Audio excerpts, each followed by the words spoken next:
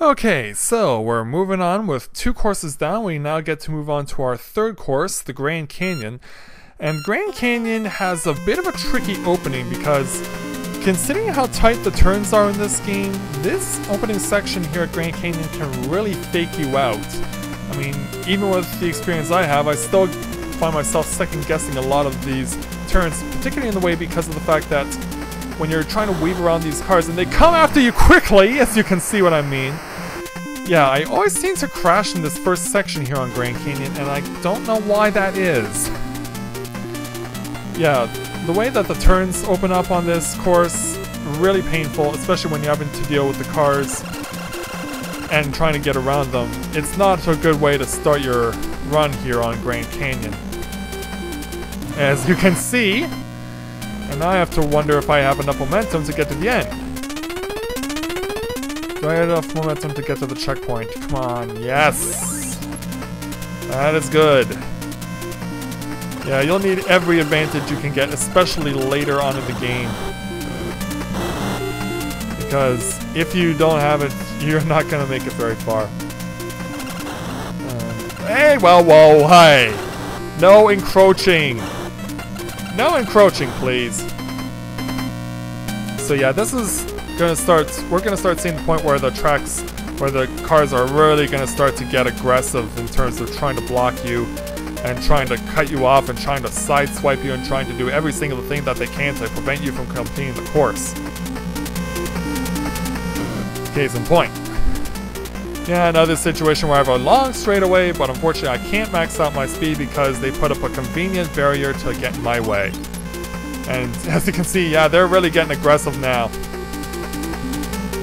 And I have no problem taking a hit there because I'd rather play it safe than crash. Hang in there, baby. Yeah, the yellow cars on this track are butt ugly. I just have to put that out there. They're uglier than the Mitsubishi Steryon from Gran Turismo 4. Yeah, one of the cars that you have to use for one of the license tests in Gran Turismo 4 is a Mitsubishi Steryon. That's a Japanese exclusive automobile. And the name sounds cool, but the car that they give you is just this butt-ugly yellow that just should not be used for an automobile. And these yellow cars kind of remind me of that, and I need to ease off the gas a bit. Just to... Sure, now you move, cheapskate. Yeah, what does that tell you? Hey! No encroaching, I said! I will thank you for leaving me alone. Try and get around these guys. Because you never know what they're thinking. Oh! Yeah, sometimes you just have to be happy to take a hit there. Trying to find my way around. Yeah, this guy is drunk. He doesn't know what lane he wants to be in. I think we're safe. Yes, we are. And I almost rear-ended that guy. But whatever, we're done with course number 3. The Grand Canyon is out of the way. And so now we're going to hop over the Atlantic Ocean and go to probably the course that I hate most of all. Course number 4, the Ruins of Athens. And as you can see by the map, it starts with a really long section of long turns. And it really sets you up to be in a position where that if you don't do it right, you will not get past checkpoint 1. It is not uncommon to get to the first checkpoint after your time has expired. So you really have to make sure that you do everything that you can to find some way to get there with time left on the clock. This course will just bring it to you in a hurry right off the bat. And the thing is, most of the challenge is in the first section. Because of the fact that you have these long turns and that you have to try and weave your way around these cars and hopefully not get into too much trouble. And as you can see, I'm getting boxed in. And that is not good. Move over. And it's just one of those things that will keep you from getting to the end of this course. They are just that crazy. They hold nothing back here. And now I really have to worry if I made it. Oh, I actually did it right as the timer hit 0. Oh, thank goodness. Now I can really start to open it up here. Because after that first section, the rest of this course is easy. Yeah, the opening 45 seconds on any course is always the most nervous because that'll really set you up for the rest of your journey on any course in this game. Now we got another long left-hand turn, and that should open up into a really good long straightaway. And you're gonna need it.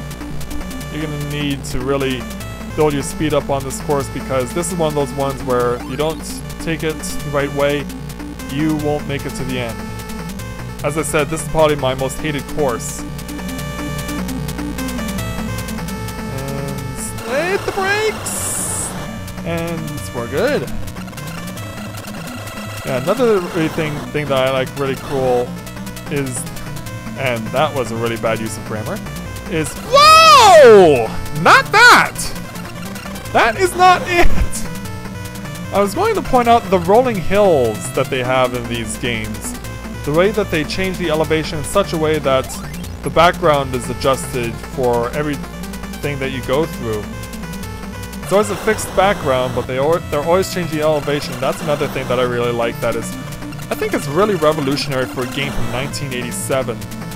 Because this is something you really don't see in an 8-bit game, is constantly changing elevations. In a racing game, you just don't see it. This is a really revolutionary racing game. And that's why I find so enjoyable about it, is because of the fact that not only are you challenged so impressively, but the way that they set up the game to really give you a really wonderful experience if you're not hitting the rear ends of cars is really awesome. Hey, it's really radical, and that's why they call this Rad Racer. They wouldn't call it Rad Racer if they didn't think it was radical. But in actuality, the original Japanese name of this game is Highway Star. And so, just putting that out there. The only reason I know that is because I've seen the video that CubeX55 did of this game, the CubeX55 crew, and they played the original Japanese version of this game, which was known as Highway Star, and that crash may have just cost me the end of this race. I now have to hope if I can make it, because time's expired, but thankfully I made it. Yeah, no room for error on this course. Crash once and that might as well be it for you. So we're halfway through the game, and up next is going to be the LA Nightway. So more nighttime driving will be coming up after a quick timeout, so don't go away.